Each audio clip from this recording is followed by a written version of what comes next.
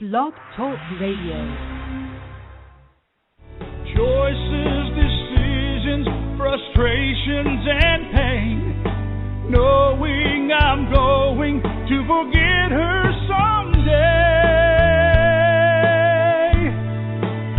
While I still can, I'll challenge all my loved ones, every friend, to look inside their hearts and understand that I will love them. I will love them while I still can.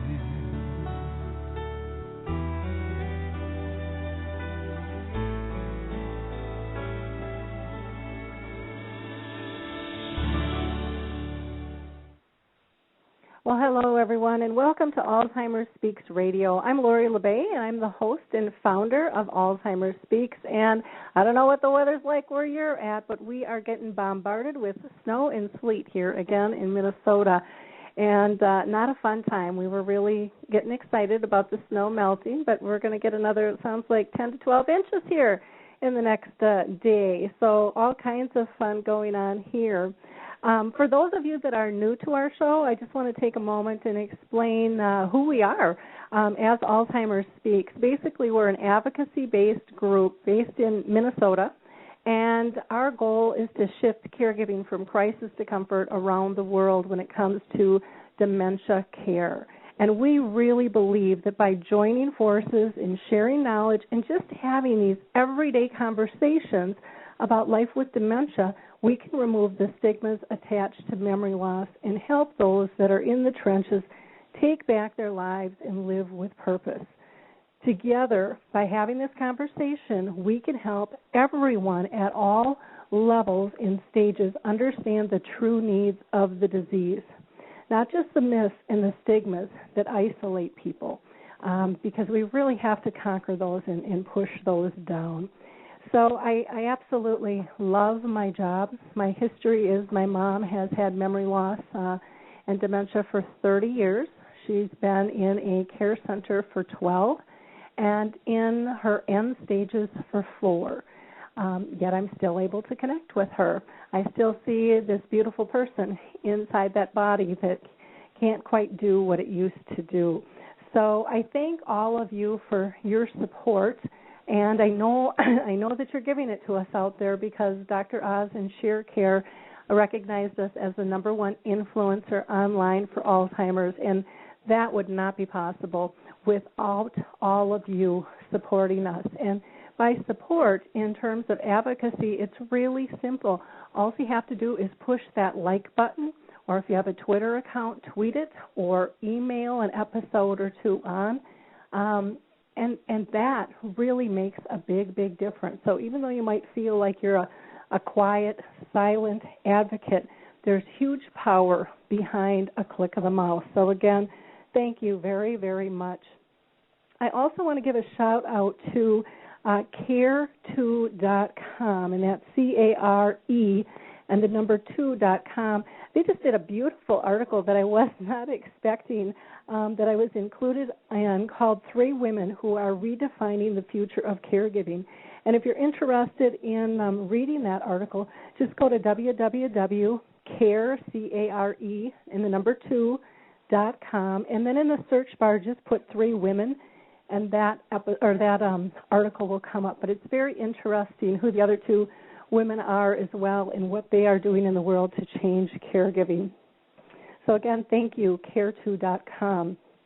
The other announcement that I have is I mentioned this on our last show, and I'm going to continue to mention this, but here in Minnesota, in St. Paul, they have what was called a Forever Challenge, and it's a Minnesota IdeaOpen.org, and it's $1 million idea that people could submit. And so I submitted one for dementia-friendly businesses and communities, and I would love for you to go and read the proposal and make a comment and show your support for shifting our care culture for both businesses and communities.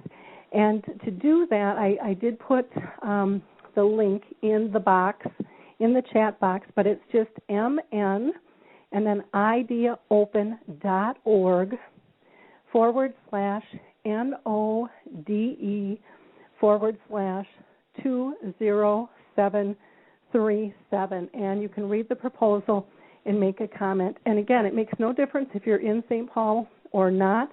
They want something that's going to attract attention and get St. Paul on the map. And if we can get this proposal through here, maybe it will help break the ground in other areas around the world as well.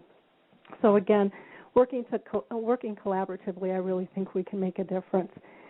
The other notice that I want to make today is just reminding people that on April 18th, we're going to be doing a show with Alzheimer's Disease International, and that will be from Taipei.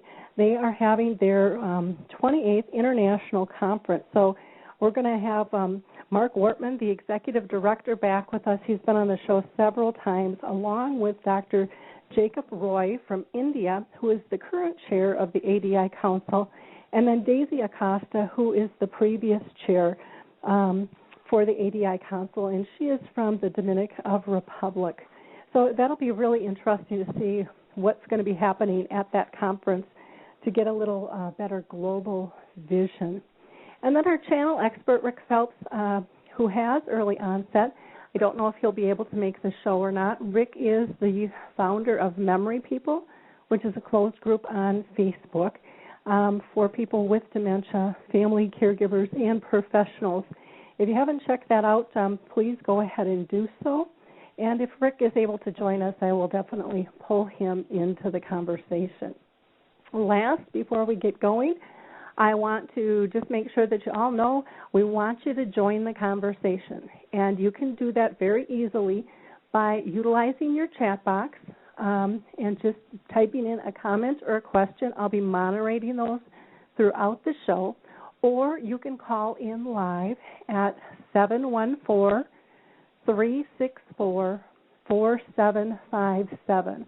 Again, that's 714-364-4757. And that's right on your screen there, too, in case you didn't have time to jot that down. So today's show, we're going to be talking about daring to care. And we have author Cheryl Carmichael with us, who actually wrote the book called Dare to Care, and it is loaded with tons and tons of great information. Cheryl left her engineering career with HP in '97 to pursue her passion for helping elderly.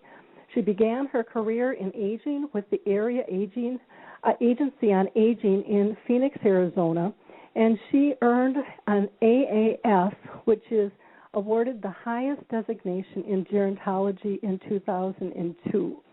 And with the Arizona Department of Health Services, she has trained and managed surveyors who inspect, enforce, and license assisted living facilities in Arizona. So she has a really keen eye for what needs to be done and what standards are. She was hands-on and a long-distance caregiver for her own mother, grandmother, and grandfather. So, again, not only the business experience, but the personal side. So, welcome, Cheryl. How are you doing today? Hi, fine. Thank you very much. It sounds like it's cold and blistery up there. Yeah, it is. It's really windy, heavy, wet snow here. Not my favorite thing by any stretch. And we're all hoping it will melt quick, but in the meantime, we're going to have to shovel and plow because there's no way around it when you're getting that much. Definitely a stay-in day and cook cookies day. Yeah, well, not cooking cookies. Too many appointments for this girl, but okay. It'll be okay. I'd rather be staying in and working than slipping and sliding on the roads. That's for sure. Okay. Well, I'm really anxious to talk to you and get in more depth about this book because when you sent it to me, I was so excited just from the moment I opened it. The way you have laid this out, the way the information is structured, it's very easy to be able to kind of chunk down and process as a reader. And I think that's such a critical piece, especially when we're dealing with caregivers because time is so, so critical. So why don't we start out with can you tell us, why did you decide to write this book, A Dare to Care, Caring for Your Elders? Well, I wrote the book, Dare to Care, Caring for Our Elders, to help family caregivers keep their loved ones living in their own homes as they age.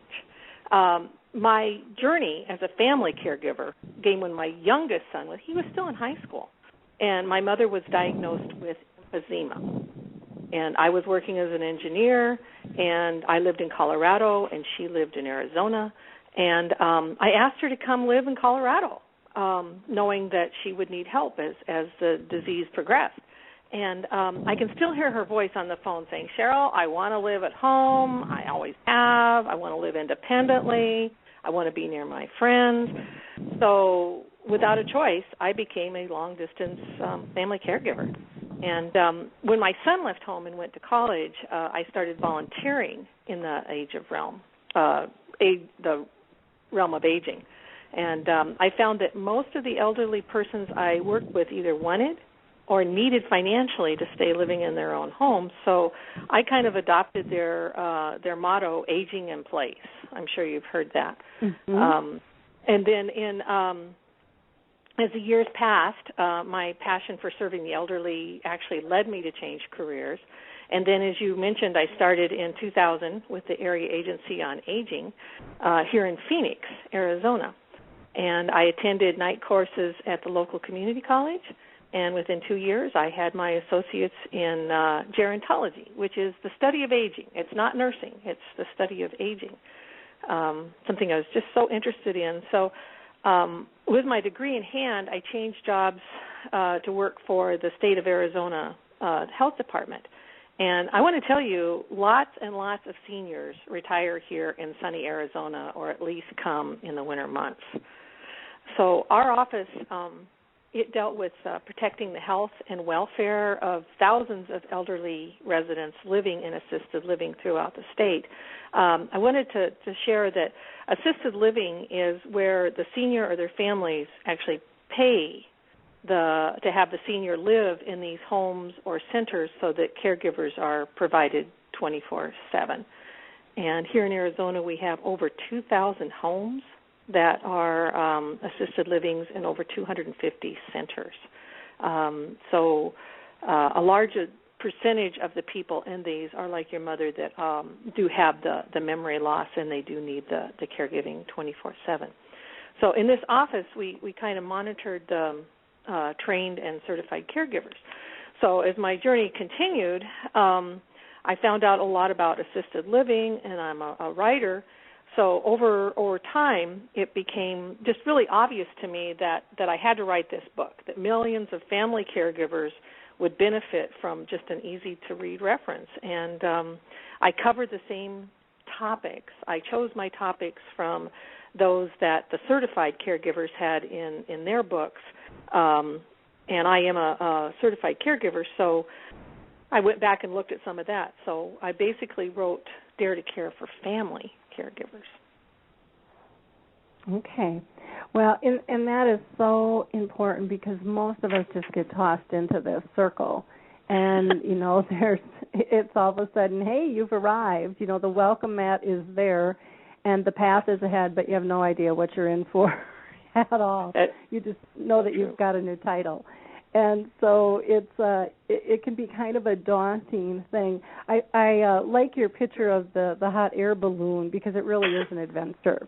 And it can be really beautiful or it can be awfully scary, depending on where you are in the journey. And I think our frame of mind, too, in terms of how we're going to go about tackling, this whole piece ahead of us.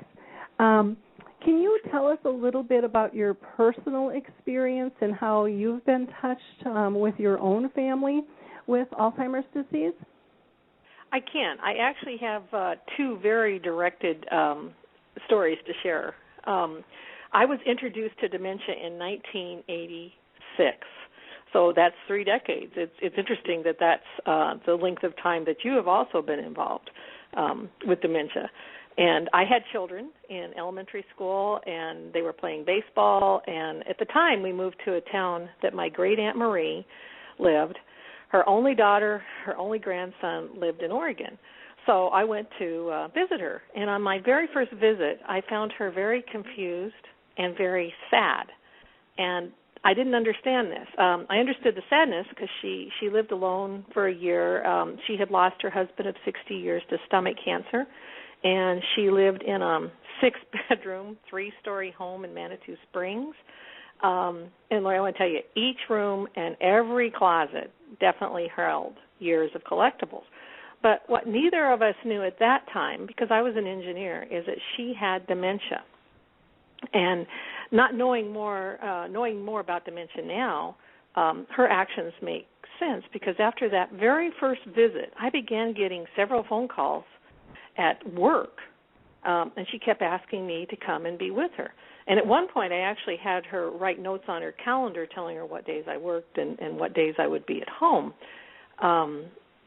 If I'd only known about dementia, but I didn't. So over a period of several months, I was able to get her house sold, and we packed up her very important collectibles, and we moved her near her grandson. But on another family story, I want to share with your listeners also that my current experience with Alzheimer's, within the last decade, the last 7 years, my father, Bill, he's been diagnosed with dementia. And he told me of this diagnosis, and this I just don't know if other people have had this same introduction, but he said that he had gone to his doctor for his physical, and he was just fuming because the doctor had used the word dementia. Mm-hmm. And in my dad's outdated dictionary, dementia is defined as senile or senility. And he let me know he was not senile. So since I had my degree in gerontology, I was able to tell him that dementia is kind of like memory loss. And that he understood. That he understood that he had noticed his memory loss. And so that wasn't as startling to him. He could accept that. And to this day, he will tell us now that he has memory loss. So that's why I use the term memory loss in my book for any of the diagnoses of dementia or Alzheimer's disease, and I really enjoy being with my dad. He's in the middle stages. Well, and it's so important because, I mean, when you hear senile, you think of going crazy. And, yes. That's not what this disease is. And, when I was 13 years old, my great aunt, they called it senile, Yes. And I'll never forget the day she didn't remember my name, and I was so devastated. And all I was told, literally, was, Lori, that's what happens when people get old. They go crazy, and there's nothing you can do. And I just remember thinking, I don't ever want anyone to feel that kind of pain and to feel that disconnected. And, we really have to use terms that relate in a very human and compassionate level, because this is a disease. It's nothing more, it's nothing less. It's a disease. It's not the person in total. And right. I think when we hear, for years we've heard the word Alzheimer's, and now dementia we're starting to hear more of, but people just, looked at them like, I can't communicate with them anymore. And that's so far from the truth. Even in end stages, there are still ways to communicate. So I thank you for sharing that story with your dad. I think that's a really very important story. Can you tell us about family caregivers and what do you think that they can learn from your book? Okay. Well, I like to introduce Dare to Care comparing it to a cookbook. And here's why. There's not a single recipe. But I graduated from college as an electrical engineer, and I had learned how to be an engineer. But my mother never taught me how to cook. So as a newlywed, I relied on my Betty Crocker's cookbook. I still do. It has, simple concepts and ingredients that I have in my pantry and my refrigerator. So family caregivers can find themselves in the role of caregiving and not knowing how to provide care. I think that is really the essence of why I wrote the book, because the caregivers find themselves in this role of caregiving, and they really don't know exactly what to do about it. So I wrote the book using words and concepts for non-professionals, families, that they can understand. And I'd like to say that I begin the book by teaching 4 types of care. These types of care are just as different as soups, salads, meats, desserts, and I want to take just a minute to explain them, if I can. Sure. And okay, the first one I call supervisory care, and that is basically hands-off caregiving. And people do this all the time. They make phone calls. They give people rides to church. They go grocery shopping. So supervisory care is hands-off. Personal care is hands-on. This is when you're actually helping your person get dressed, or you're helping them in the bathroom or in the shower. Then I define memory loss care as comfort care for those with dementia or Alzheimer's disease. But memory care is memory loss care is within a safe and secure setting, and that's the key there. And my final type of care is palliative care, and this is the care probably that your mother is most receiving. It's for persons that have serious or terminal illnesses, and perhaps they're bedbound or perhaps they're in hospice. But palliative care is comfort care, again, in a calm and serene setting. So to make this more personal with my own experience with my mother as a long-distance caregiver, at first, Mother needed supervisory care. What she needed most in Arizona was a local driver, a person who could get her to and from the store or carrying in her groceries or even putting them away, because this physical effort of walking was taking her breath away with emphysema. And she also needed an advocate.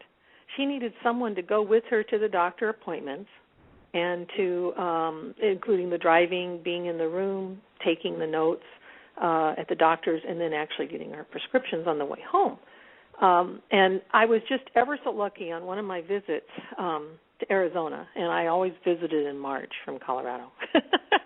But as luck would have it, her neighbor had a daughter who was looking for part-time work. So Nadine, she actually agreed to be my mother's local daughter, and she helped my mother out whenever she needed a driver. And my mother was even more pleased because I increased Nadine's help to include 2 hours a week of housekeeping for those physically demanding chores that just took her breath away. So this help allowed Mother to remain living in her home alone, and it also saved her strength for her outings with her friends. So that's my personal experience with my mother. But let me get back to using Dare to Care like a cookbook, and I have 4 different examples. So the first thing I do is I tell the person living alone, this is a person that doesn't have a caregiver yet, but knows that they're going to be getting to that age. And I want them to skim through the pages. I want them to highlight the topics that they like to discuss with their family about their own individual caregiving needs. And I encourage them to write notes in the margin, just like you would if you added like mushrooms to a recipe, or if you wanted to make a note that what salad went well with that baked fish. And these notes are as much for themselves, but a lot of the people that actually buy my books are grandmothers who actually are sending them marked up to their adult grandchildren saying, when I need care, this is what I'd like to, talk about, and this is the kind of care I would like to get. Next, I also have the family caregiver to use the index like a cookbook to find their topic of interest. So let's say, for example, nutrition. They can turn to page 5 and they can review the 10 warning signs that might indicate that their person is at nutritional risk. And they can add a note to that wide side margin to remind themselves to talk to their mother to ask her if she's eating a fruit or vegetable with every meal. They can also, under nutrition, they can read about therapeutic diets, which is on page 10. That goes into, bland diets, salt-free diets, sugar-free diets for diabetics. Also, there's nutritional tips specifically for the person with memory loss found starting on page 56.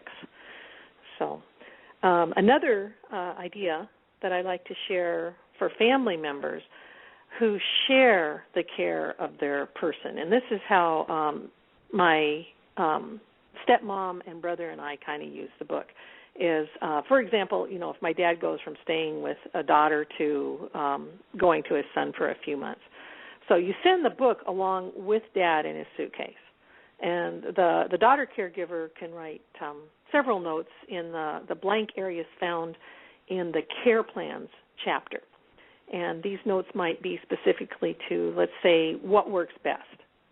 So I might jot down that Dad has a hard time with buttons and zippers, use pants with elastic waistbands and golf shirts so that he can pull them over his head, and always remember to use his suspenders because Daddy doesn't like a belt. He wants suspenders.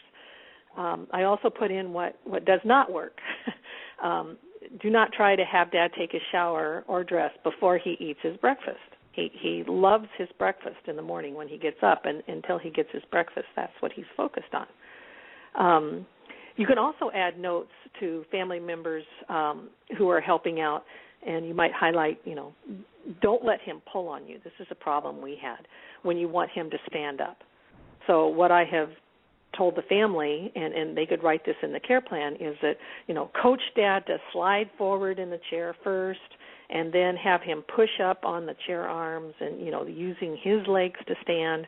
You stand near him and you tell him to balance his feet before he takes a step. And then we always encourage him to use the cane.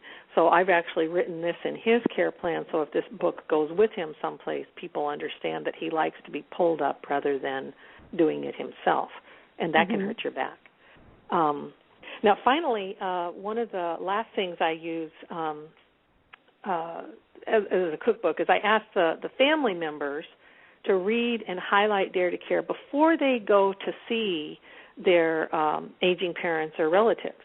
And the reason I do this is so that the book can be used as a storyboard. We use those in engineering all the time to kind of brainstorm and start discussions about what either is currently needed because they've been talking on the phone, or what future caregiving needs might be that, the relative might come up with. So I guess I say use it like a cookbook. Just keep it handy, use it as a reference, and use those wide side margins to personalize the book for the person that you're giving care to. And I also encourage to buy an extra one and give it to your long-distance family members.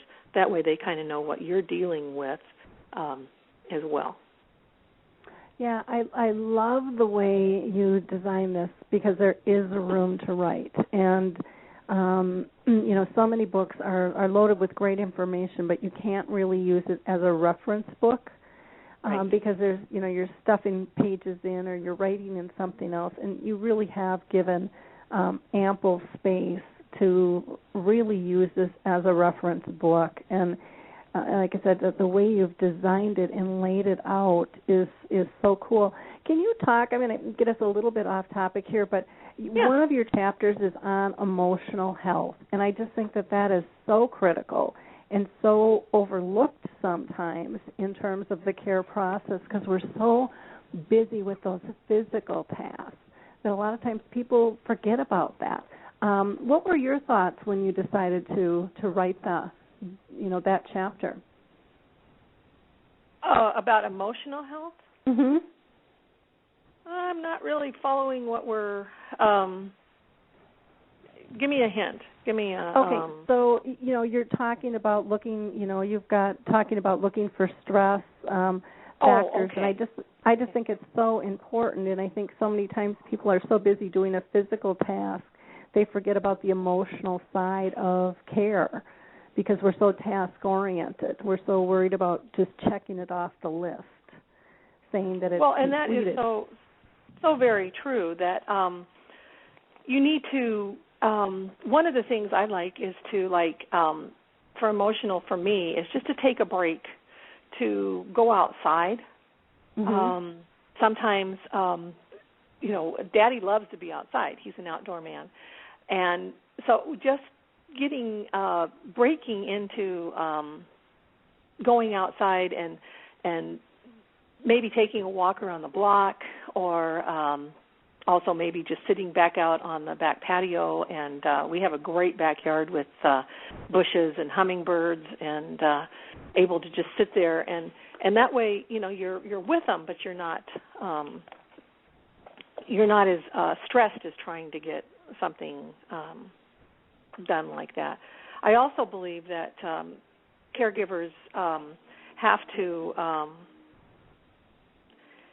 they just have to realize that it's a very stressful job, and they have to take time for themselves. And one of the prayers that I have in here is the caregiver prayer, and I say, grant me the serenity to accept the things I cannot change, the courage to change things that I can, and the wisdom to know the difference. And I've added to that well-known prayer, and please grant me a sense of humor. Laughter, as you know, can greatly disrupt whatever stress that you have during whatever moment or whatever, and you can back off and use a little humor and then go forward with the care. Yeah, I think humor is very, very important in the scheme of things. That's for sure. Well, let's go on to my next question here. Can you tell us about some specific topics that you think would be pertinent to Alzheimer's disease and dementia that you have in your book? Yes. First of all, I'm a little prejudiced, but I think every page on Dare to Care, that the caregiver can actually find a topic that is useful to caring for a person with Alzheimer's or dementia. Now, in my chapter that specifically talks about memory loss care, that teaches the families more the new to the diagnosis.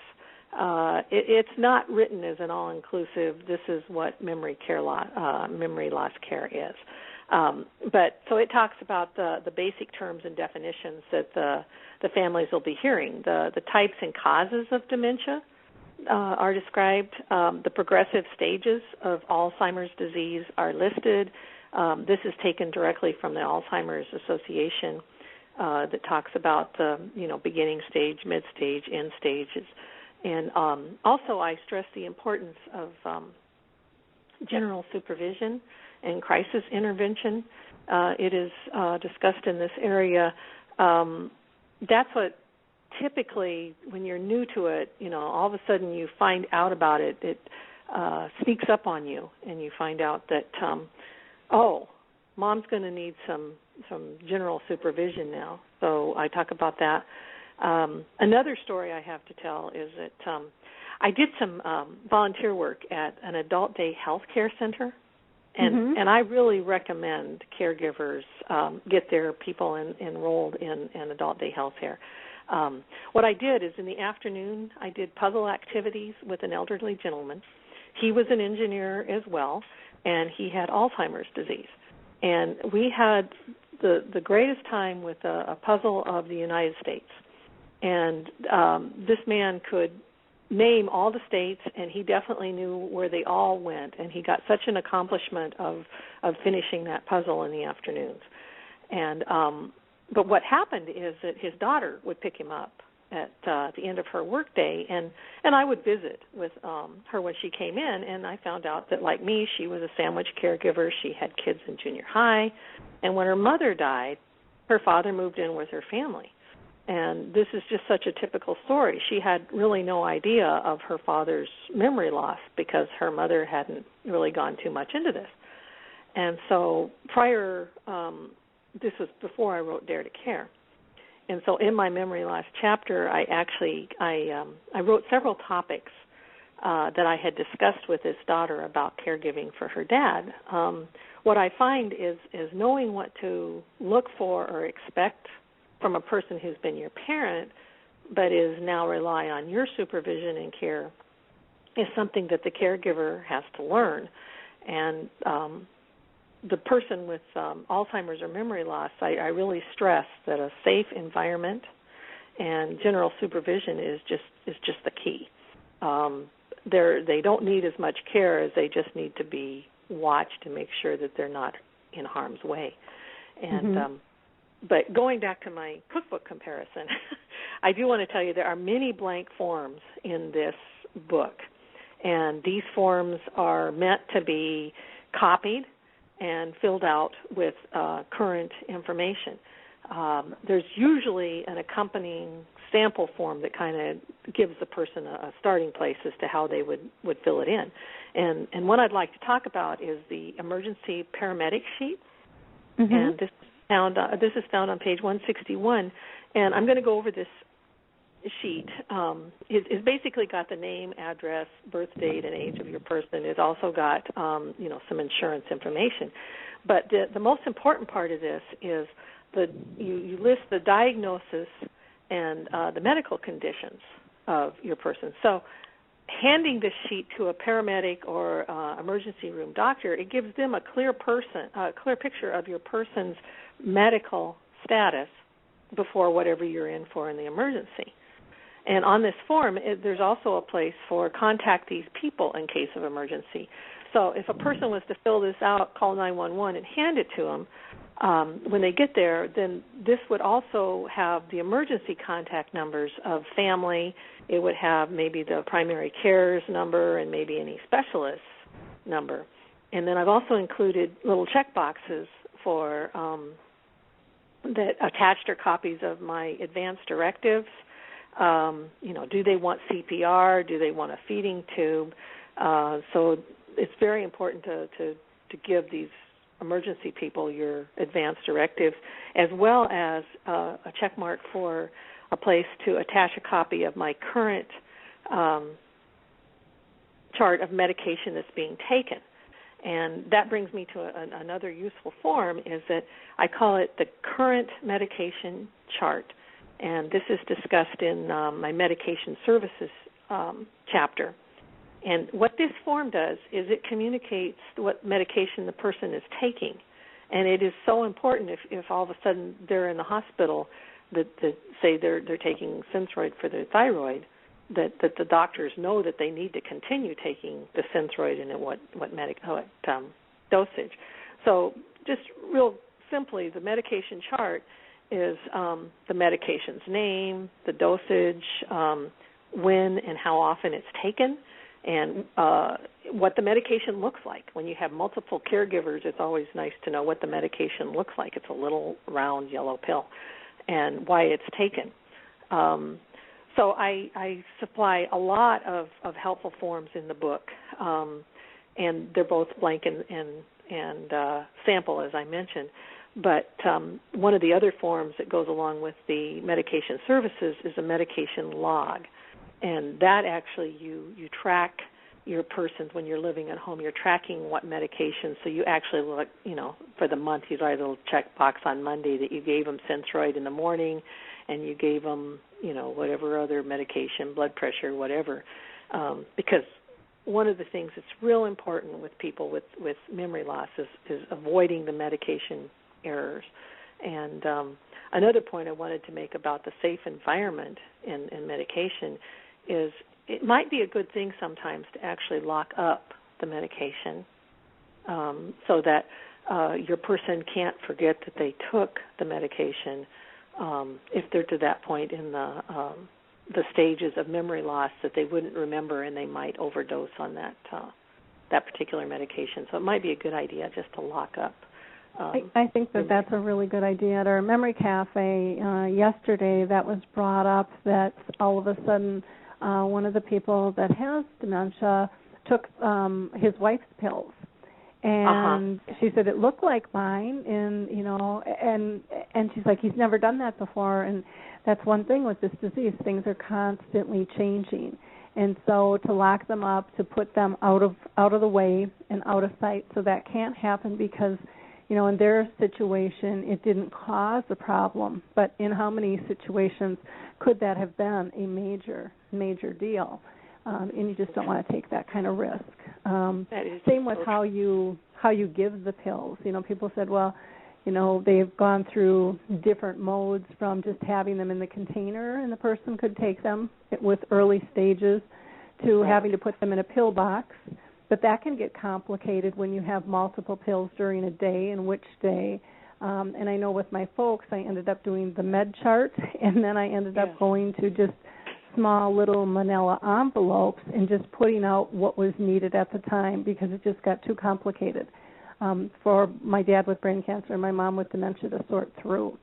And so knowing that you have to keep assessing that as that care partner, or as you had hired kind of that local daughter, I love that, not replacing you, but filling in and watching those things. So those are wonderful forms, and people struggle with those so much in terms of, what do I do and how do I make a form and things.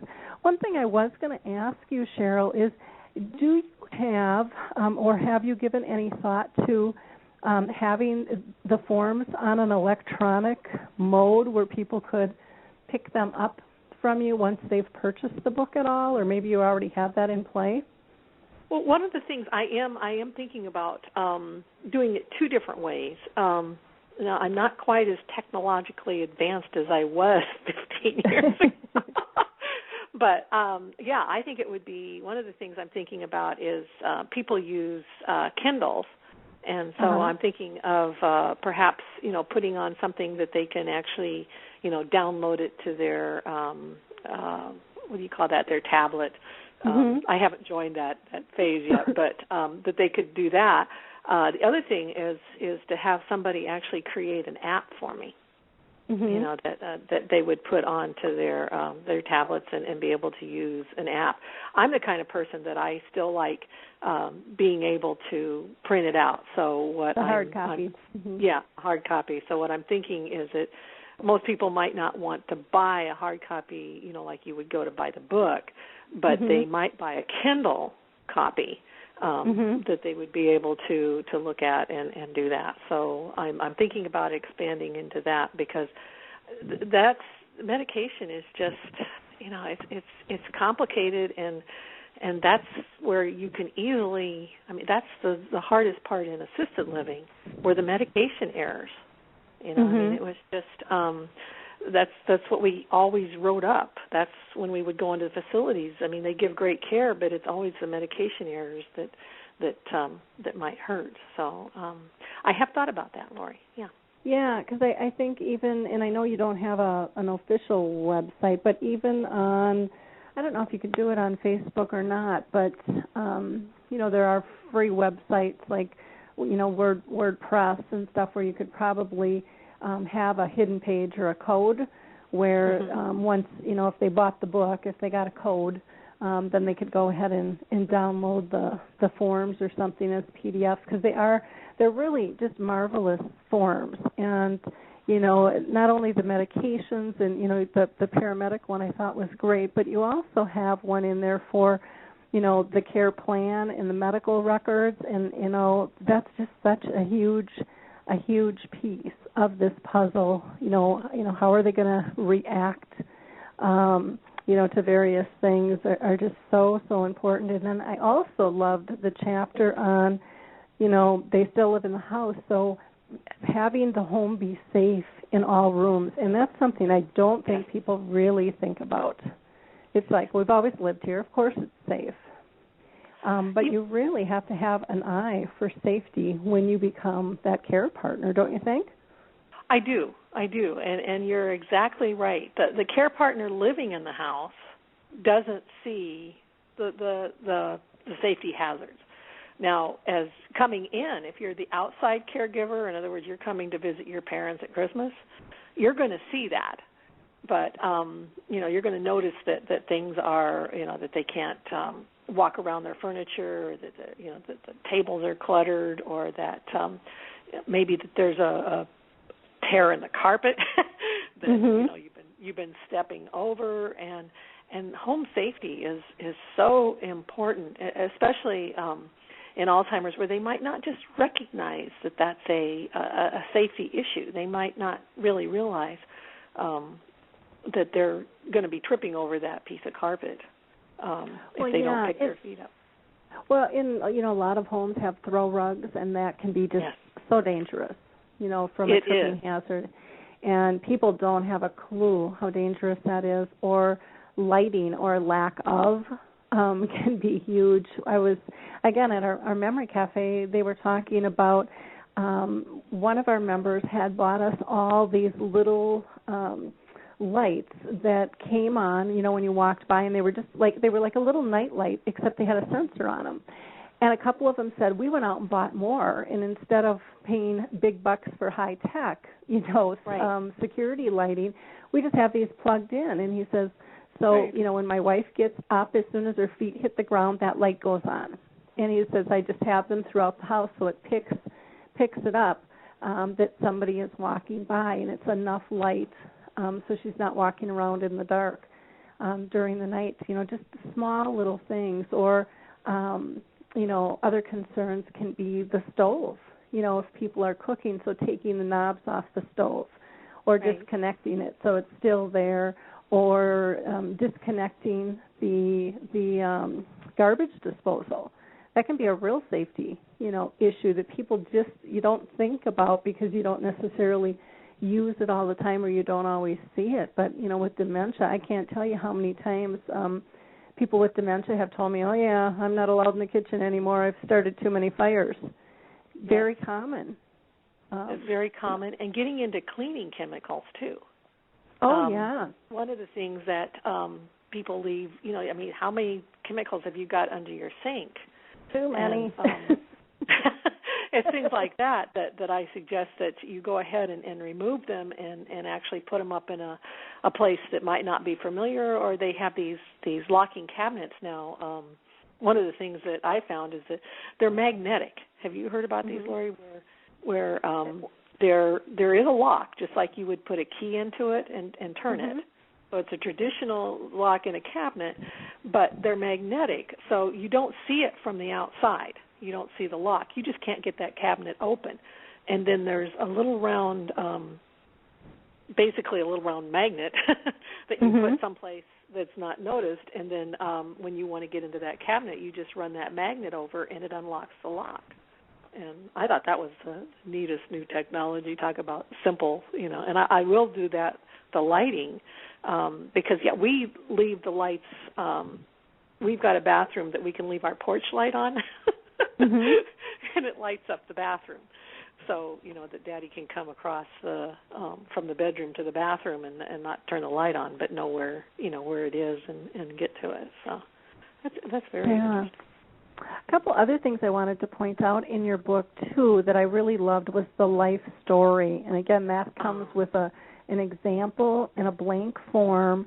You want to tell people about the life story and how that can be helpful? I would just love to, because that is really my most favorite part of the book.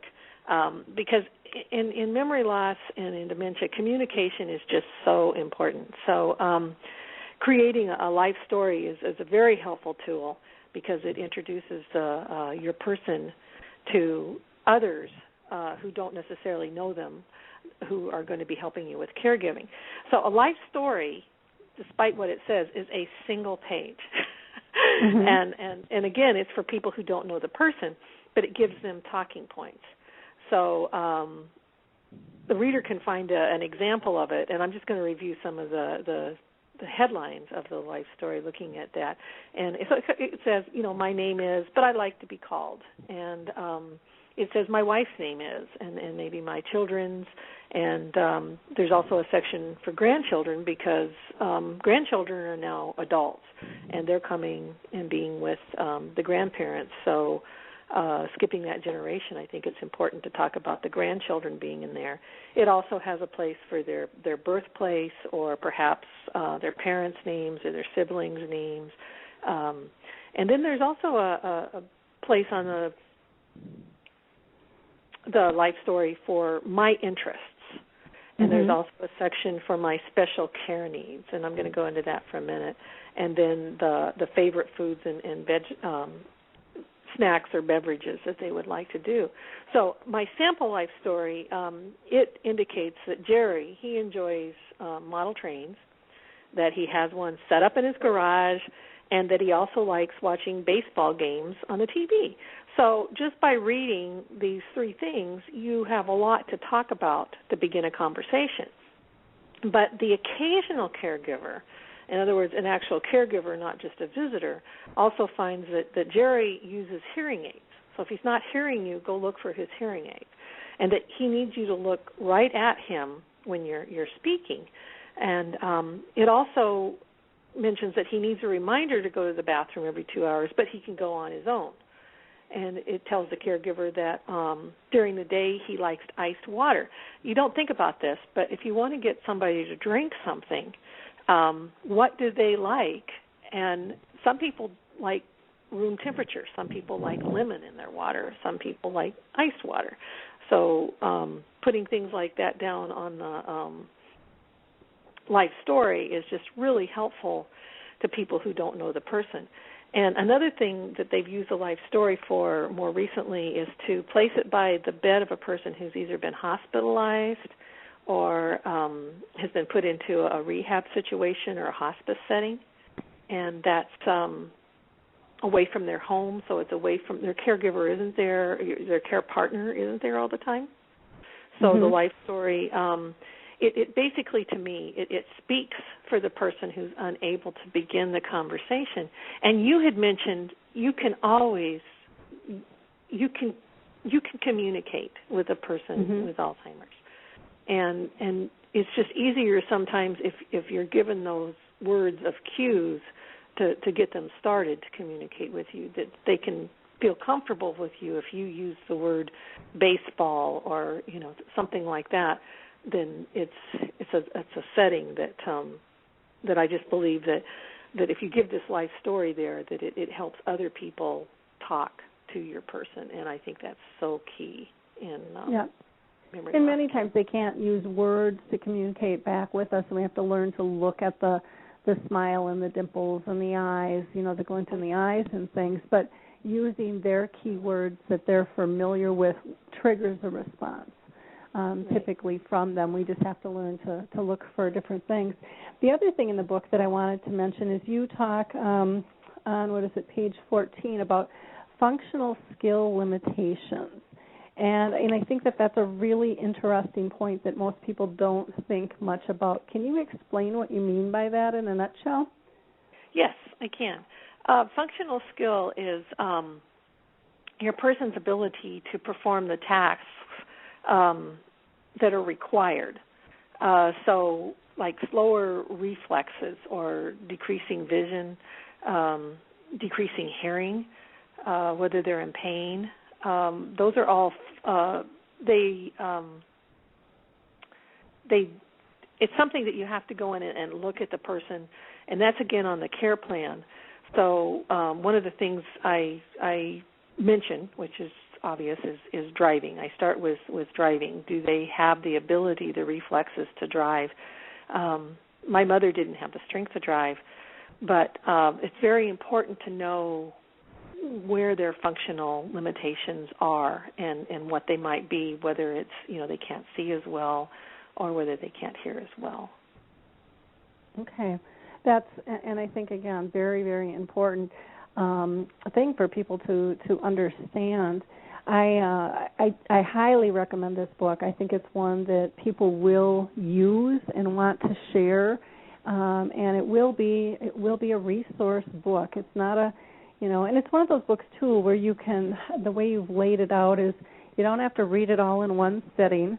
You can target the topics that you really need help with at the time, and then come back to it later. And again, plenty of room to go ahead and write and make notes of what's working, what's not working.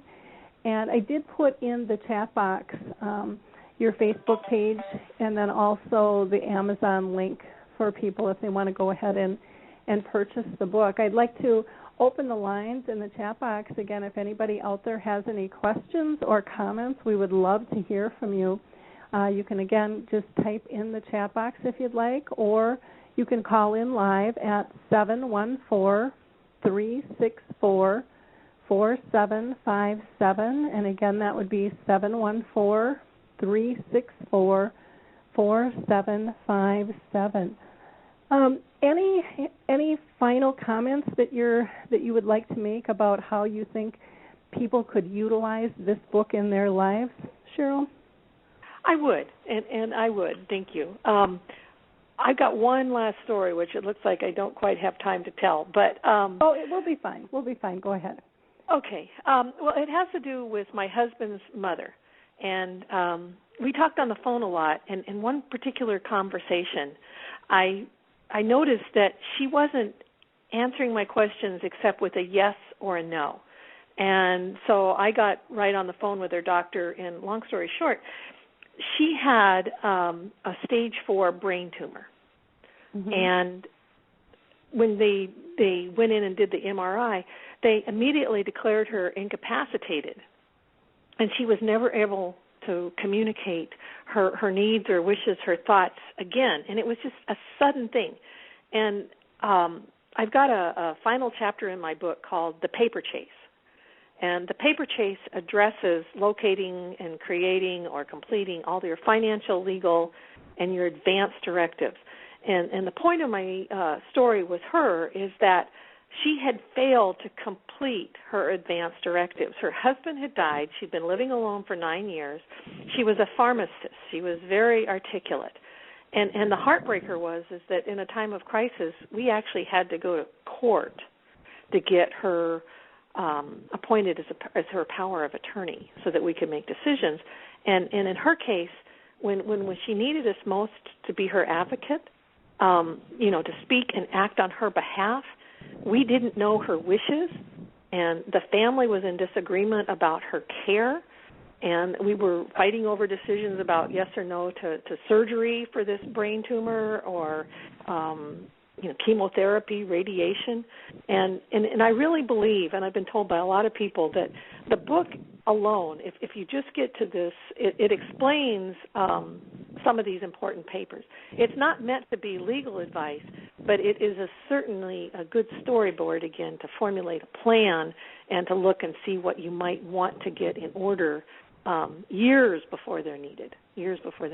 So in my opinion, the paperwork, again, it isn't just physical caregiving.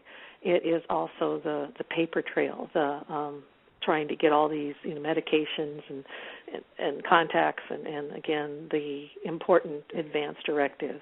Do you want a feeding tube or would you prefer not to? So I believe that. Well, and it's amazing, too. I mean, I was a primary care giver for my dad and for my mom. And my brothers, they don't have a clue of the work. I mean, it's not one iota of a clue of the time and the due diligence. And I wanted to do it, but it was like, oh, my gosh. Yeah, I mean, a lot of time, going into making those decisions and making that care transition be smooth and consistent. And, it blows me away. And you want to create this to their benefit. That's the thing, is that, whoever you're caring for, you don't want to go in and take charge. You want to actually to help them. I mean, that was my, with my mother, she didn't want me to come and run her life anymore. She just wanted what she needed to have, and I really believe, and I do. This book is not written to nursing. This book is written to the family caregiver, and it's got topics that they're daily topics, and like you say, it doesn't take from start to finish over 3 hours to skim through and read it and make your highlights. Well, and the thing, too, I mean, even though you've written it towards family, it's very powerful for the professional in terms of seeing, because I think so many times professionals, we take everything for granted because we deal with it day in and day out. But when you see it all laid out, it's like, oh, my gosh, we are doing a lot of stuff here. And this isn't second nature to most. Right. They're not dealing with 200 case files, and this isn't the norm, and they don't want it to be. And so you've got that denial and that resistance on top of trying to get all this stuff organized, and then you throw in the family dynamics, and, what a party. Right. Exactly. And you either have too many cooks in the soup or you don't have enough, like you said, and that was how it was with me. My brother didn't have a clue of my mother's need for emphysema, just didn't have a clue. But I certainly did, and I did it to the best of my ability to regard her feelings and her desires. So that's how it aged. Well, Lori, I so much appreciate you allowing me to speak with you and to speak to your family caregivers today. And I really do. I've been looking at your website and Alzheimer's Speaks, and I really appreciate everything that you're doing for the people that are involved in this journey. Let's say this hot balloon journey. Yep. And I appreciate so much everything you've done. Well, thank you. And the easiest way for people to get a hold of you looks like on Facebook, and just go to Facebook and put in Dare to Care Elders, and you should go ahead and pop right up. Or you can always go to Amazon and search Dare to Care with Cheryl Carmichael. And like I said, I highly recommend the book. I think it's really very well done and will be just a great resource for people not just dealing with dementia, but life in general, and helping us plan. Even if we don't have anything coming up, it gives you food for thought of what we should all be doing as individuals to better control our lives and better plan for the future. So thank you so much for your time today. Okay, thank you, Lori. I appreciate it. Take care. Okay, have a great day. Bye now. I'm going to go ahead and pull in our next guest here, and I'm very excited to have Dr. Donald Moss with us, and he is the author of the award-winning book, Alzheimer's, My Journey to a Next Generation Treatment. I was actually introduced to Dr. Moss by one of our listeners, Rose Lamont, so I thank you so much, Rose, for making this introduction. I love when my listeners push me in the direction for different contacts, and it's just very engaging because, as much as I'd like to have my eyes and ears all over, I can't, and so I do very much appreciate your feedback from our audience here with this. So Dr. Moss has been researching innovative methods for treating dementia for 30 years. He's also the author of over 100 scientific papers, book chapters, and presentations at national and international scientific meetings. He recently retired from his faculty position as a tenured full professor at the University of Texas, El Paso, and he really has now devoted his time and his attention full-time to bringing MSF, which is a unique and proven effective treatment for dementia, to Alzheimer's patients. So welcome, Dr. Moss. How are you doing today? I'm doing fine, Lori. And you? Good. It's a little blistery up here in Minnesota. We're getting like 10 to 12 inches of snow and sleet, so all kinds of fun going on. Well, I want to start out by thanking you for having me on the show. You're the first person that's giving me a nationwide opportunity to tell the story of MSF, and I want to thank Rose for recommending me. Thank you very much.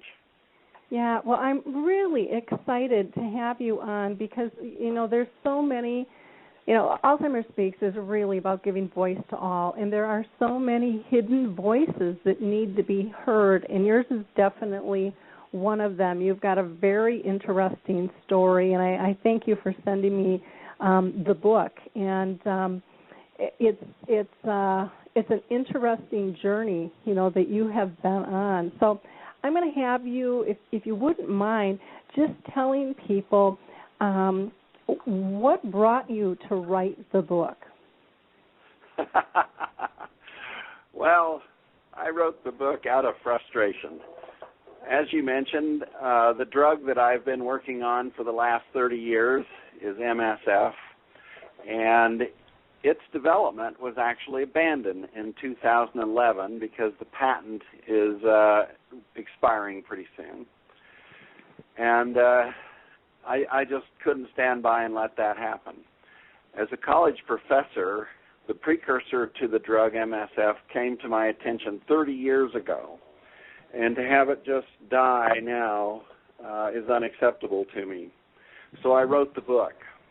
And the book is really an expose of, in part, a broken system of drug development that we have, its reliance on patents, big money, big pharma, and I think it passes by lots of opportunities for other real drugs to be developed.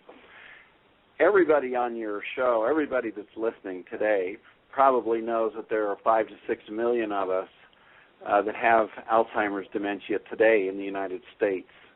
And our whole life risk is that 1 in 5 of us, or 20% of us in our population, will eventually have it.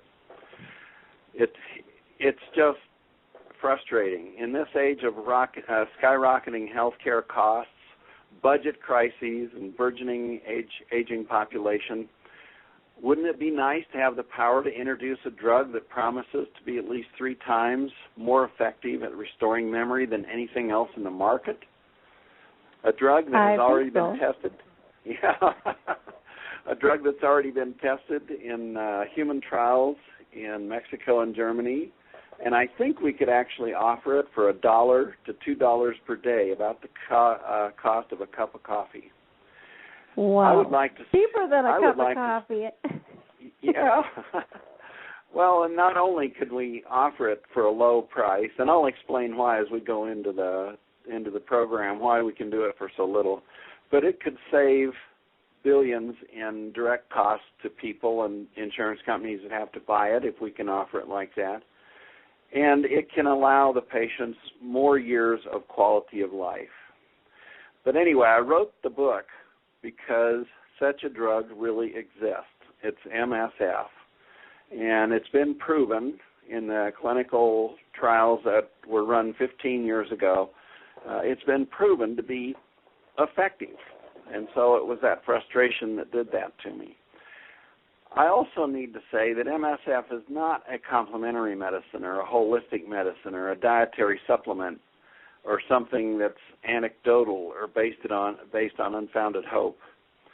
MSF is a mainstream pharmaceutical that is rooted, its mechanism of action is rooted in the best understood basic science of memory loss and Alzheimer's disease.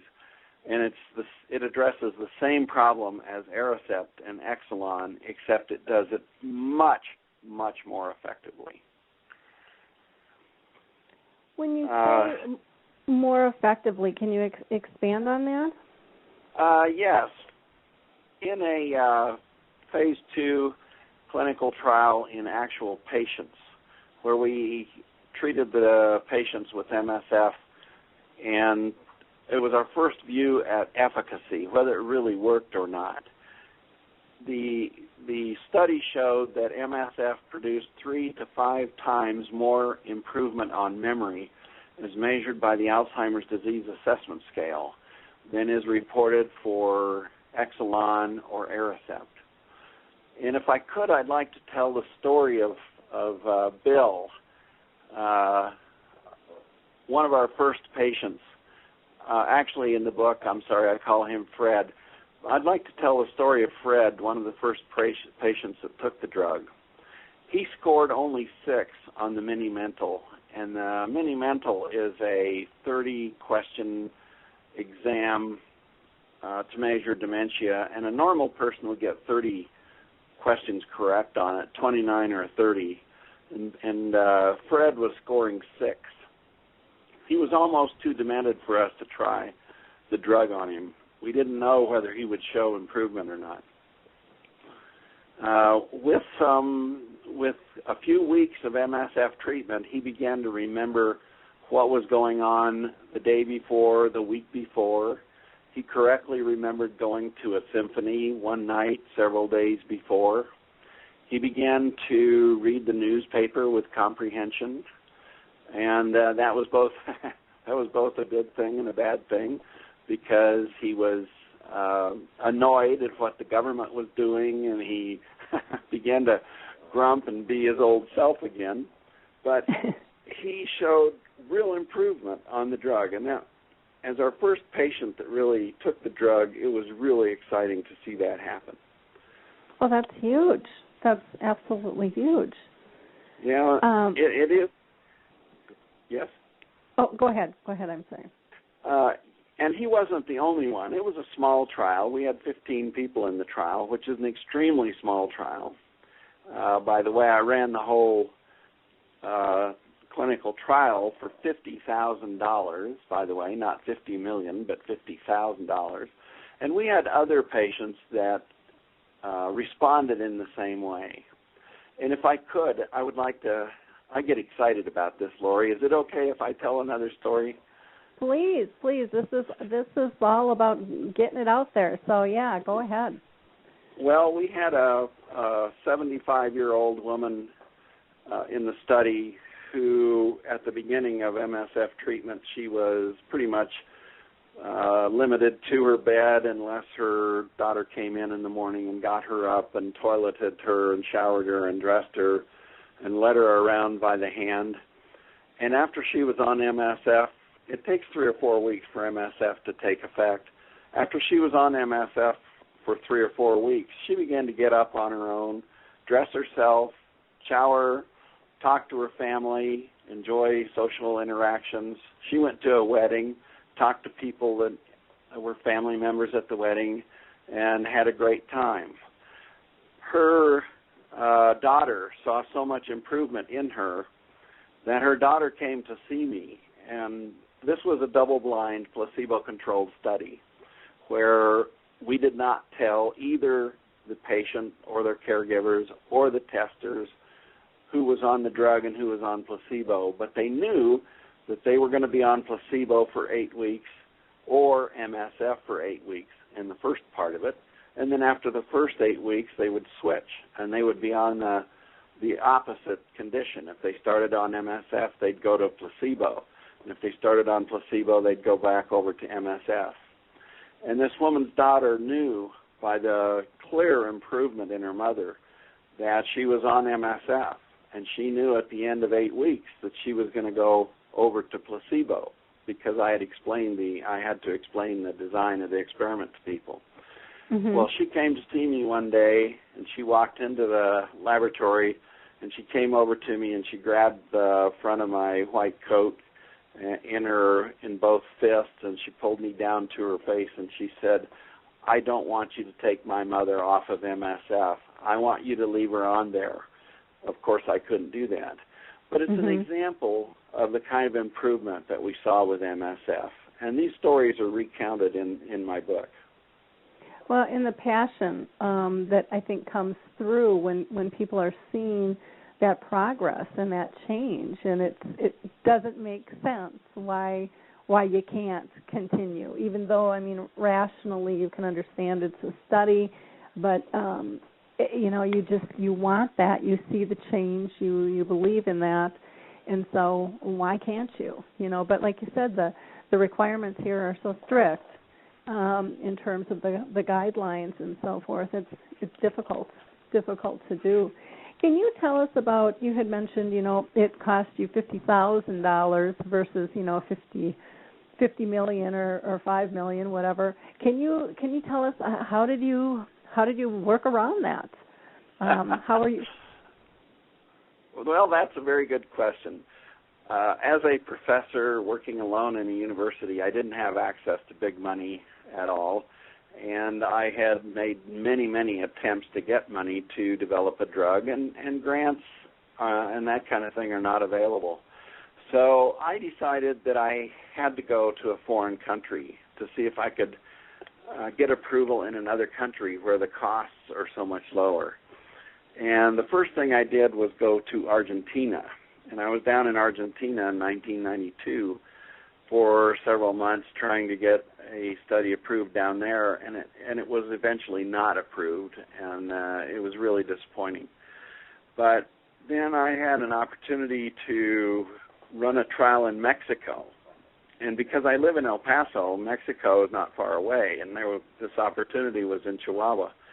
Chihuahua, Mexico is only 235 miles south of El Paso. And so I developed that opportunity down there, and that required, of course, that I had to have run the toxicity tests and other tests in rats, and at that time a lot of tests had been done in monkeys as well. But one of the issues that I'd run into in Argentina was the fact that no humans had taken the drug yet, and it was going to be the first time any human took the drug. And so to prepare for the trial in Mexico, I decided to take the drug myself, and I took it for a couple of months so that I could go down there and tell the people in Mexico, I know it's not toxic, I know it won't hurt you because I've taken it. Actually, my wife let me do that. I went home one day and I said, if I'm going to go to Mexico, I have to take the drug myself. And she said, okay. That kind of surprised me. I thought it was going to be a longer conversation. But I took the drug for a couple of months with no problems, whatever. I didn't notice any difference. But I also have to tell you that I wanted to do the same after I did it to myself. I wanted to do the same experiment on the family dog to see if dogs were okay with it. And I went home to my wife and I said, I want to do the same experiment that I've just finished on myself. I want to do it we had a beautiful yellow Labrador retriever. I said, I want to do the experiment on our dog. And my wife said no. There was no way. But anyway, I found out two things. First, the drug is quite tolerable. I didn't have any effect whatever. And secondly, I found out that the dog is maybe more important than me. But on the basis of that, I got a $50,000 grant from a local foundation here in El Paso, the Coldwell Foundation. They had $50,000 that I could use for my Alzheimer's research. And I went down to Chihuahua and I talked to the medical doctor down there, and we got approval to run the study. We got the approval through the University of Texas at El Paso Human Subjects Committee. It was properly reviewed. And we got approval through the related authorities in Mexico, including the Mexican federal government, because it involved a collaboration between Mexico and another country. We had to go to Mexico City and get the national approval for it. And when it was fully approved, we could run it for $50,000 in Mexico. It was incredible. Wow. And a typical study like that here in the U.S. would run, what would you guess? Oh, it would run at least $5 million or $10 million, I expect. I really don't know. It's been so far out of my possible range of paying for it that I really don't know what it would be. Mm-hmm. Unbelievable. Now, are the criteria real different from one to the other that drives this cost, or? Well, yes and no. One of the things that made the trial in Mexico more affordable is that it could be approved without the enormously expensive and detailed safety and toxicity studies that are required in the United States. At that time, I didn't have enough toxicity studies in rats and dogs to get approval in the United States, but I could get approval in Mexico. And this is an important point. Drug companies invest millions and millions of dollars in toxicity testing before they ever find out whether the drug works, before they ever get to introduce it into humans to find out if it has any effect. And I think it's very helpful to get some indication of real efficacy in humans, even if it's under close medical supervision, before you have to go back and invest millions, maybe $50 million, in animal toxicity tests before you ever find out if the drug works. I think that drives up the cost in the United States. Well, and talk about a significant drive. of costs. I mean, that's just, it's unbelievable that there can be that big of a swing. Yes, with things. It's a huge difference. So, you talked about your frustrations. Can you give us a little bit more detail just on your journey? Because this really has been a long journey with you in this process. Can you give us a little more insight into the time frame of things? The time frame of things. Well, in 1982, which is 30 years ago, I realized that these chemicals had really special properties in the brain.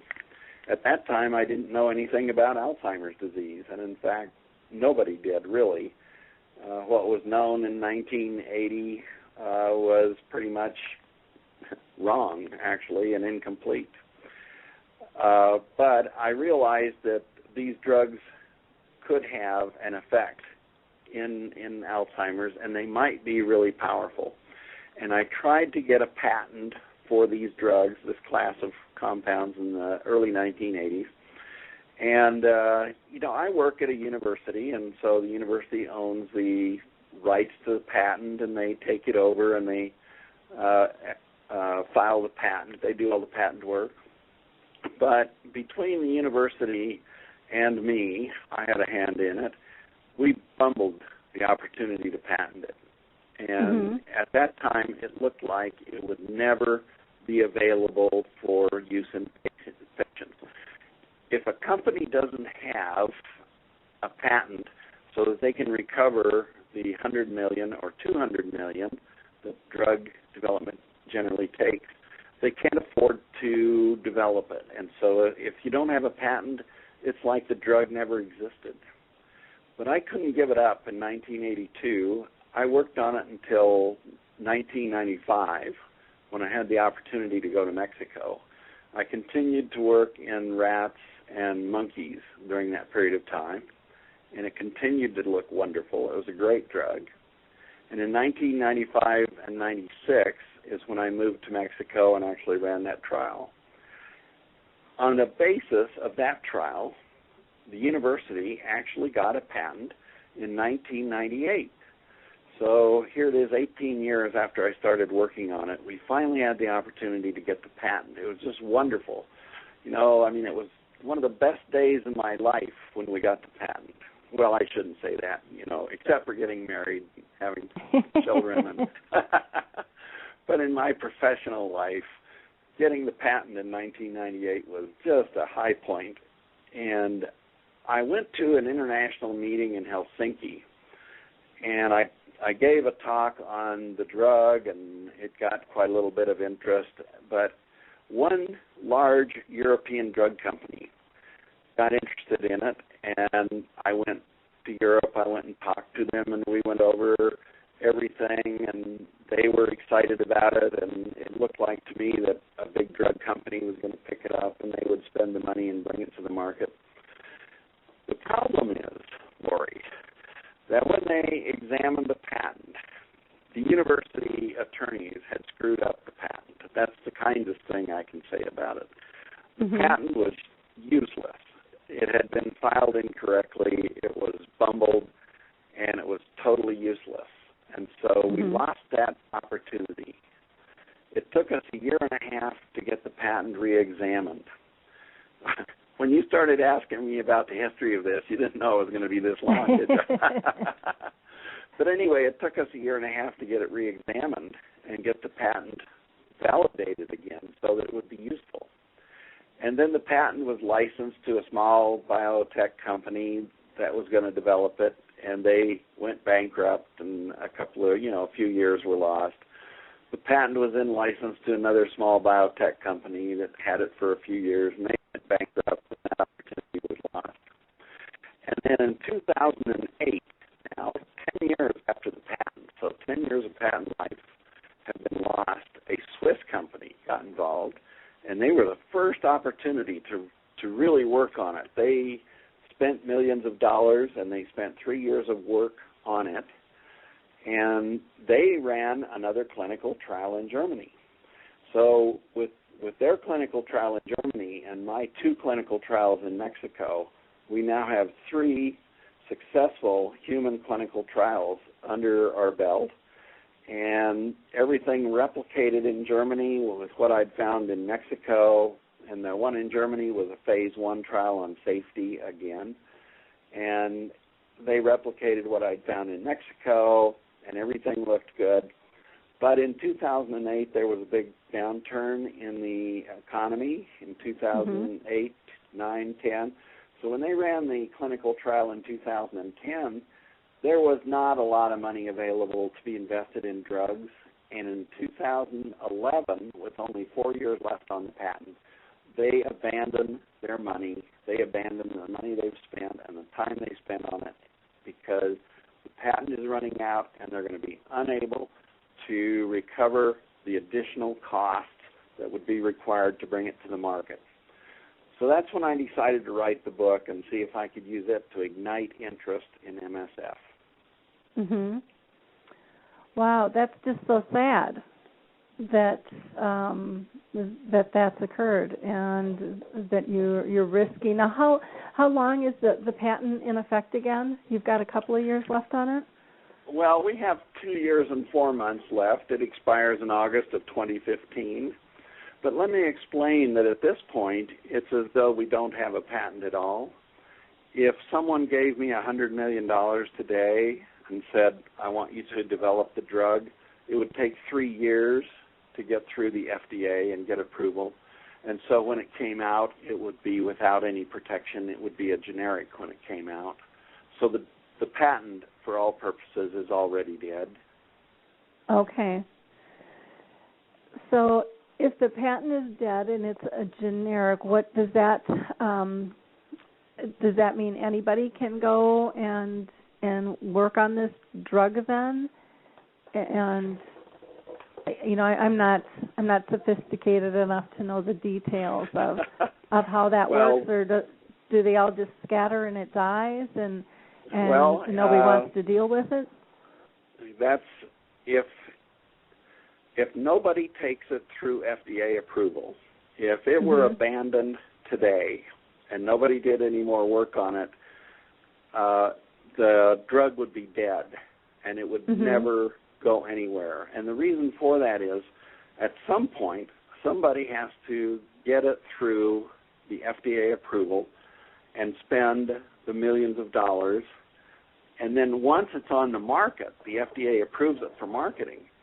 Then, if there's no patent protection on it, a generic will come in and they will rely on all the work that the other drug company did and the approval that the other company got so that they can market it. But if there's no prior approval, they have the right to market it, but it's not approved, and so they cannot market it. So it's really in a catch-22. Okay. Oh. So how do you get around all of this? What can people do to help you with this?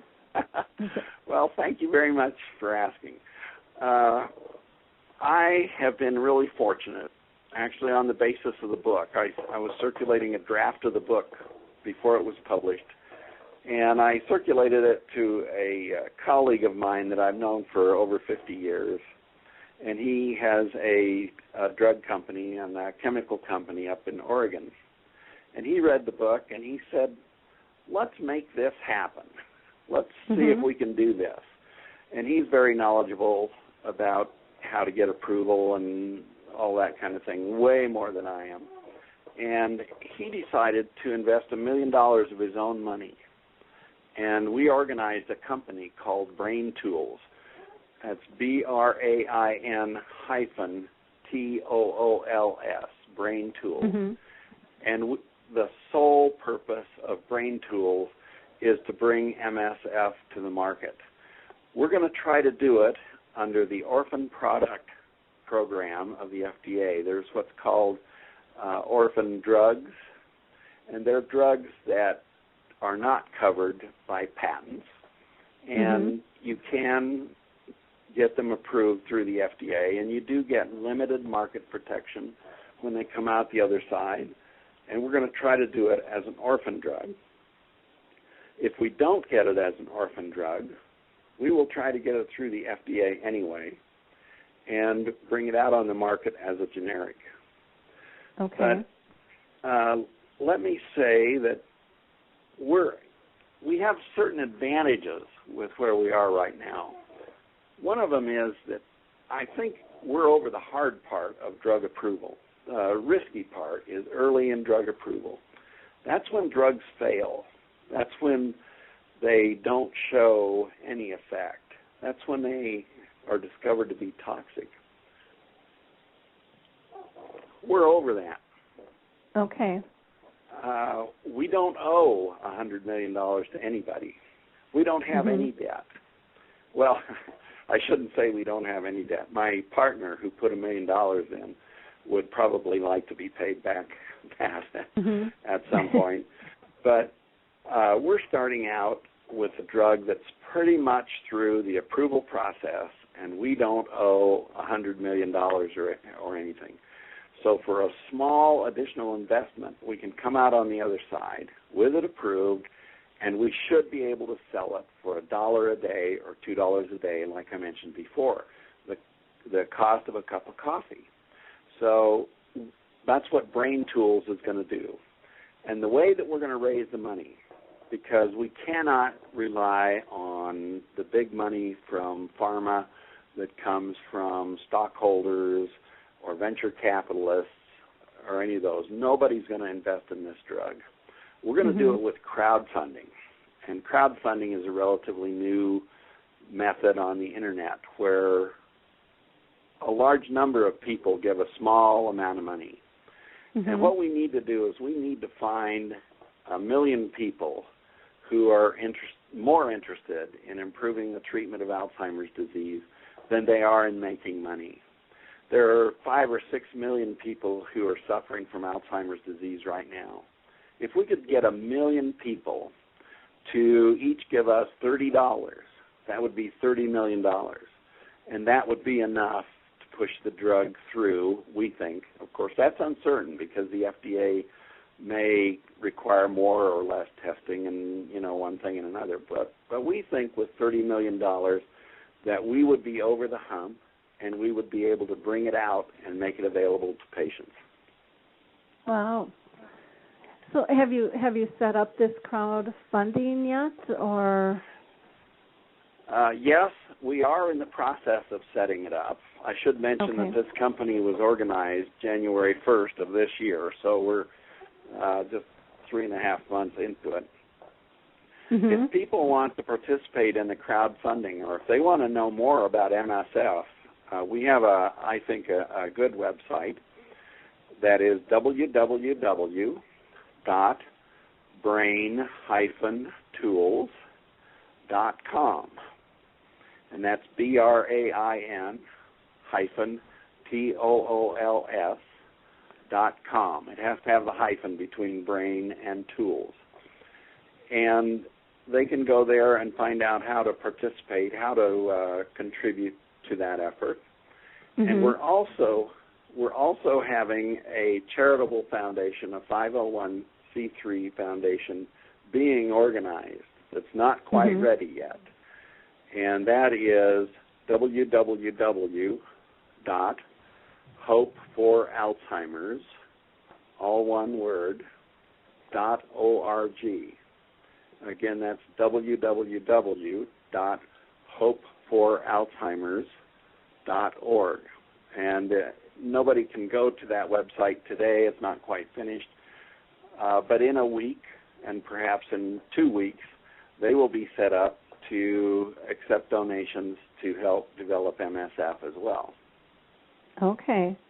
Wonderful. Well, when that is set up, you're going to have to definitely shoot me a link on that, and we'll get that pushed out to our audience and let them know, because $30 can be a lot of money to some, and it's absolutely nothing to others. And if someone can't do 30 and can do 5 or 10, I am sure you'd be more than glad to take that as well.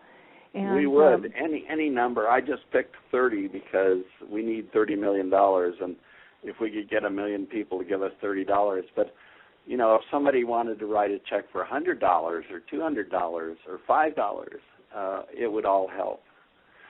Yeah. Could I also mention that if people want to know more about the drug and this story, that there's a free download of the Kindle edition of the book today, tomorrow, and Saturday at Amazon.com. If they would like to get a free Kindle download, they can go to Amazon.com, and search for MOSS, M-O-S-S, and Alzheimer, and it will come up. Well, that's wonderful. It's a great book, and it really does talk about your struggles and frustrations in this process, along with the outcomes and the triumphs that you've had. How does Big Pharma look at you these days? How does Big Pharma look at me? Mm-hmm. Is that what the question? Yep. I don't think they are worried about us because I don't think they think we can do it. Okay. I have run afoul of Big Pharma, and a few times I've stepped on some toes, but I don't think they see us as a threat, and that's fine with me. Yep. I don't want to excite resistance. Yeah, it's just such an interesting process, and the political side of all of this, in terms of getting drugs, pushed through, and I'm all for things being safe, but at what cost too? Does it take, especially when we've got a disease that's going to affect so many, and the cost factors are pushing through, and they're saying it can crush the country, and how does all that? How do we make it all work and be reasonable? Rose is just saying yippee. She's just so excited, that you're going to be allowing people to help you push this drug through and be able to donate to the cause and be able to help, because there's so many people that want to help but don't know how to reach out. And so that's one of the things I love about this show is, again, we're all about raising the voice and hearing, what is going on.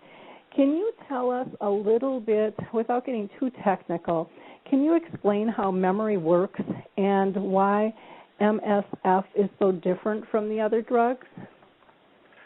Yes. But before I do that, Lori, I want to speak just to what you raised a moment ago about getting the word out and how people can help, even if they cannot send money. This project is going to rise or fall on getting the word out, on public opinion. And so if they can't... Hello? Hello? I think we lost him somehow, so hopefully he'll call back in. To big groups of people. We have to Dr. get the Moss, word I'm going to out. have you rewind because we lost you totally there for a minute. So can you start all over? Not sure what happened. Okay. Before I go in and talk about how memory works and what the problem is, I would like to go back and speak to what you brought up about getting the word out, spreading the word, that it's so important. The success of this project is going to rise or fall on getting the word out. So if people cannot send money, if they just talk to other people about it, tell others, and spread the word, that will help as much as money, actually. And if they can get me on more talk shows or invite me to speak so that we can get everyone involved, then we can have success. But then you asked about how memory works and what's special about MSF.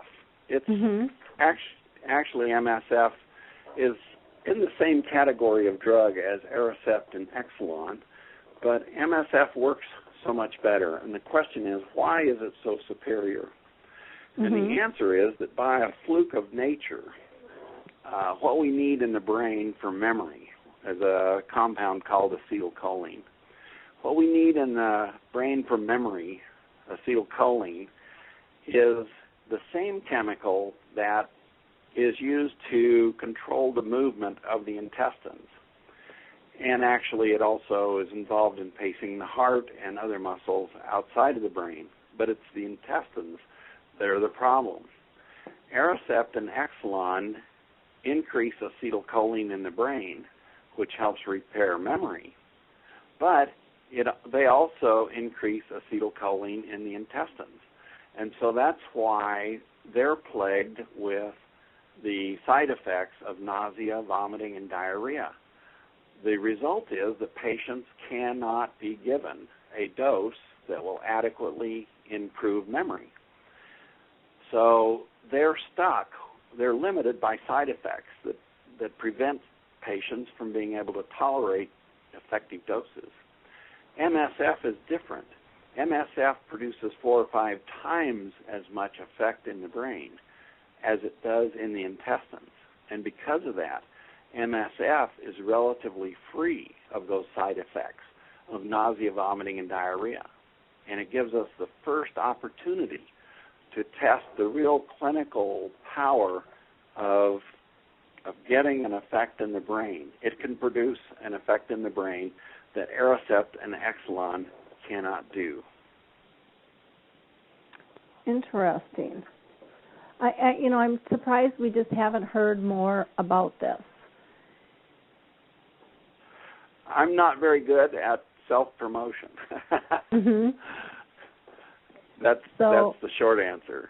Okay. So, again, all of our listeners can really help you push this out just by going to the website and liking it and tweeting on it and posting it on Facebook to try to help get more exposure for what it is you're doing.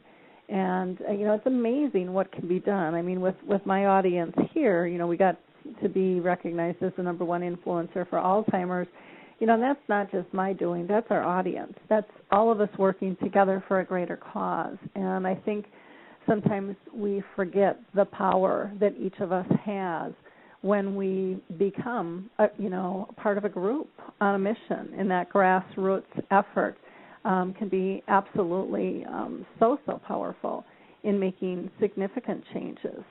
So I would really urge people to go to Kindle and, get your free copy of the book while you can, or if you like the hard copy, go pick it up. It really is an easy read. Even though it's a big book, you've got it in big print, which I love, and you've laid it out very nicely, I think, for people to understand the importance of the book in and of itself. Can you tell us, right now, are there any trials going on right now with the drug, or is it just kind of in a standstill hold?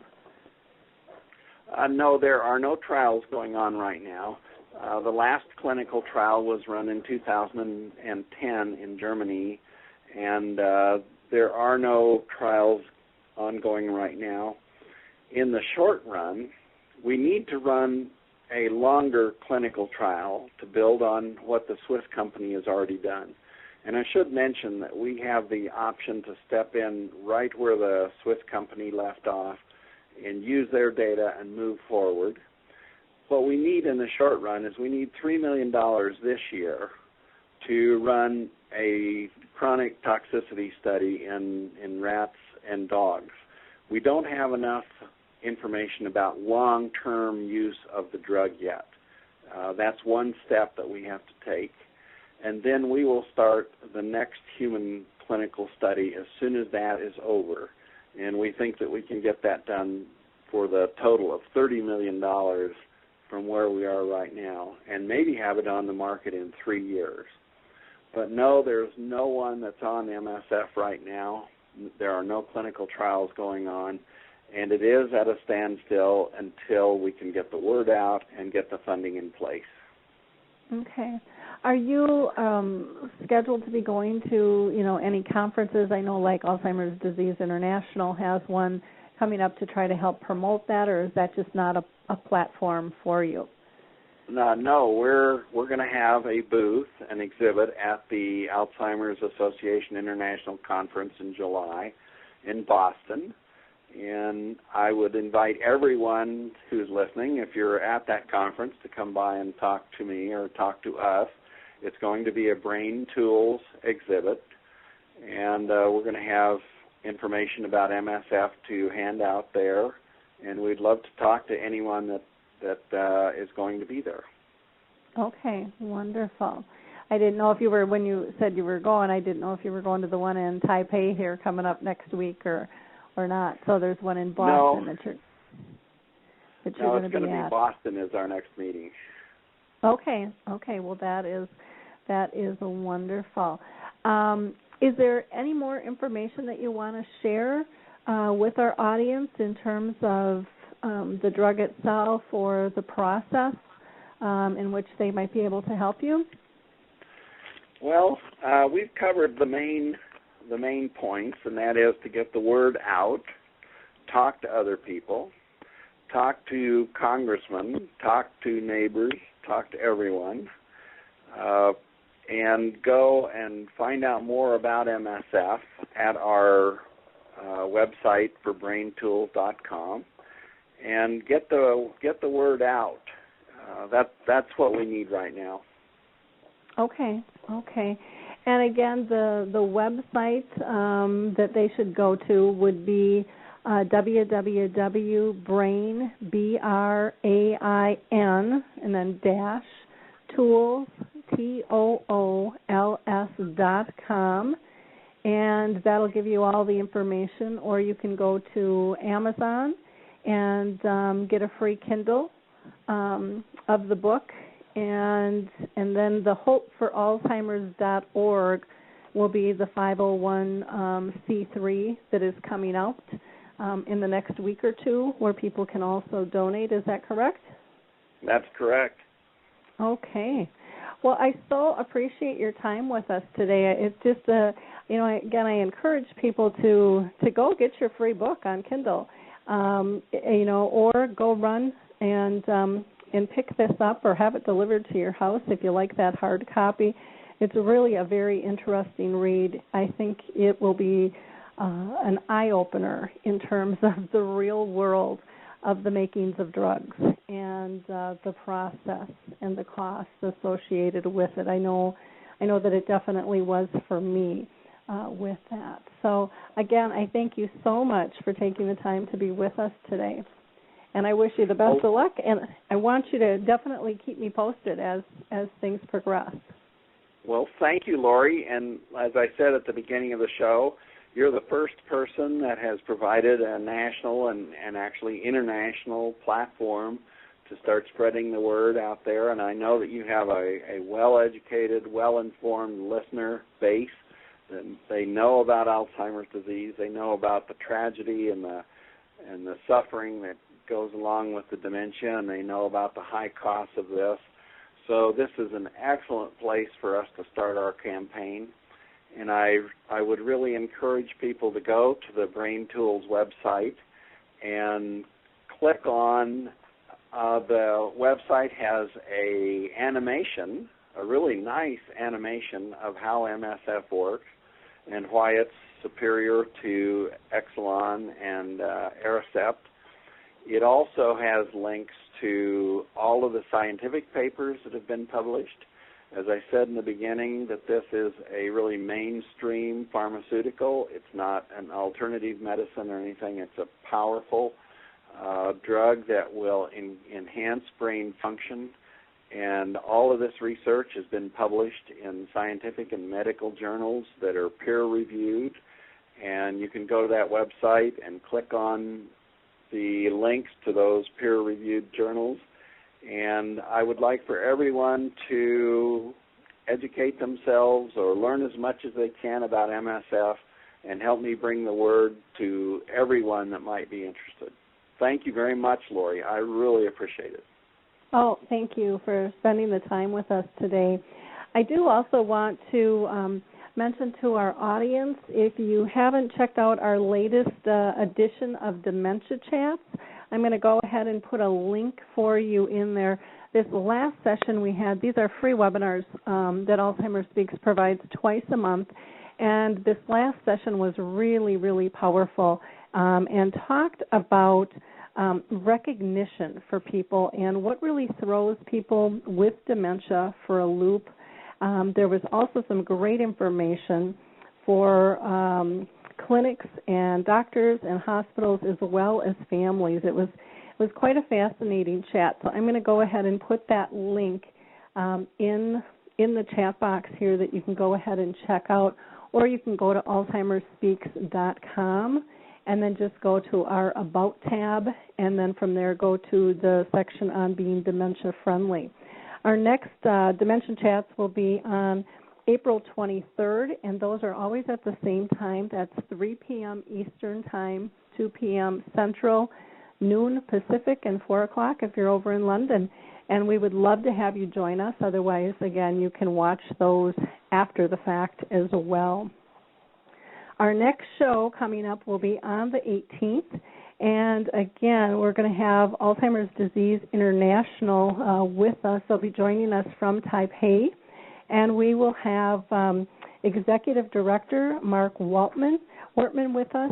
Mark has been on the show several times in the past. And we will also have Dr. Jacob Roy from India, who is the current chair of Alzheimer's Disease International.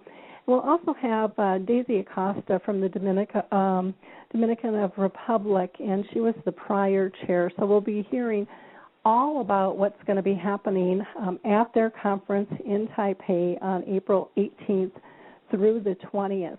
You can always go to www.alz.co.uk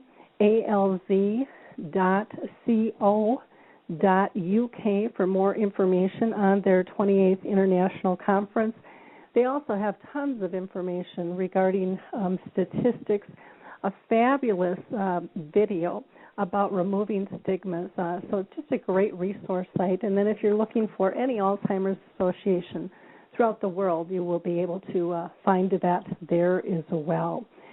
So in the meantime, please have a wonderful, wonderful week. We'll be shoveling out here in Minnesota. And then we've got lots of great shows coming up. So remember what your memory chip teaches us all, to focus on 3 simple things. Are they safe? Are they happy? And are they pain-free? Until next time, this is Lori LeBay. We'll see you soon. Bye. Well, hi, I'm Lori LeBay, and I wanted to tell you about Alzheimer's Speaks, which is another great podcast. You see, my own mother lived with dementia for 30 years, and I felt lost. Did you know every 3 seconds someone in the world is being diagnosed with dementia? Odds are it's going to hit your families too. We want to help you connect to services, products, tools, research, and stories so you can be prepared. Please subscribe to Alzheimer's Speaks on your favorite podcast platform.